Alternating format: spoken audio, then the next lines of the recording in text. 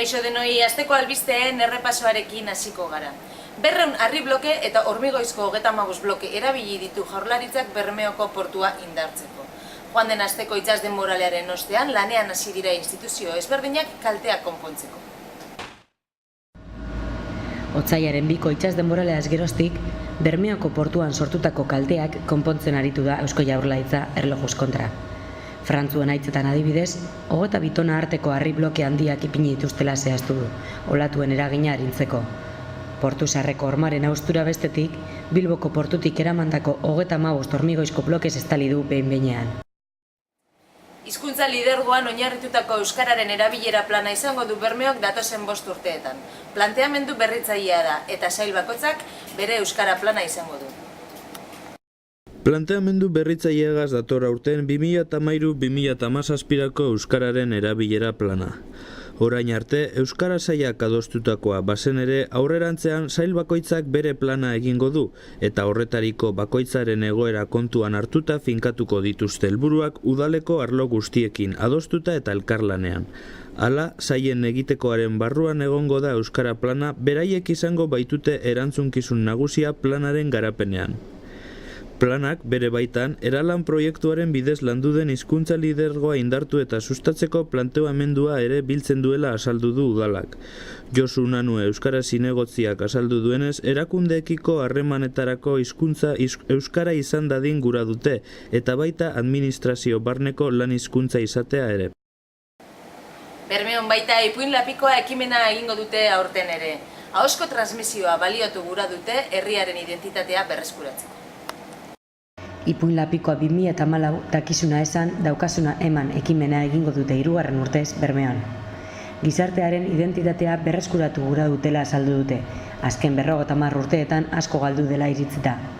Herritarrek ere ekimen horretan parte har dezaten gura dute antolatzaileek. Horretarako, Martitzenetan batuko dira 6etan liburutegiko 3. solairuan. Astra Unzeta enpresako langileen greban oinarritzen den Gernika 1913 antzeslana saritu dute. Banarte konpainiak eraman du lana antzestokietara.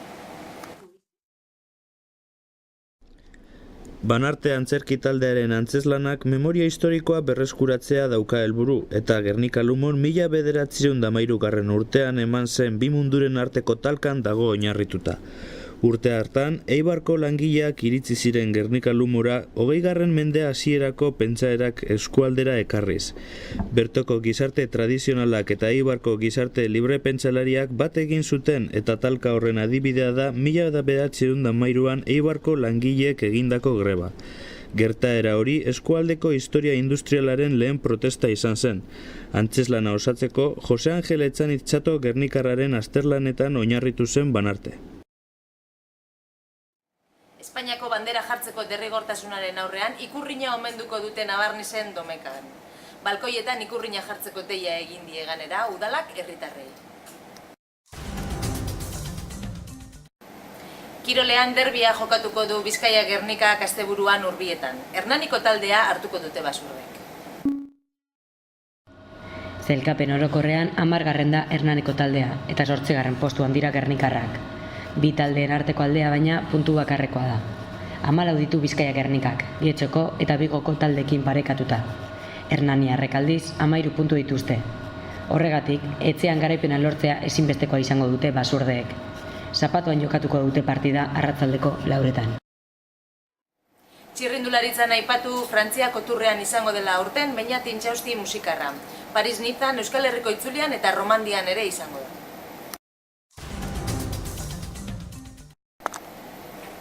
Eta tortura pairatu dituztenen errealitatea islatzen dituzten margolanak ipini ditu Rosiarana Gernikarrak ikusgai kulturretxean. Irudi horiekin agurtuko dugu albistegia. Bitartean gogoratu, busturialdea.itza.info atarian izango duzuela azken ordukoan barri. Besterik barik, ondo izan.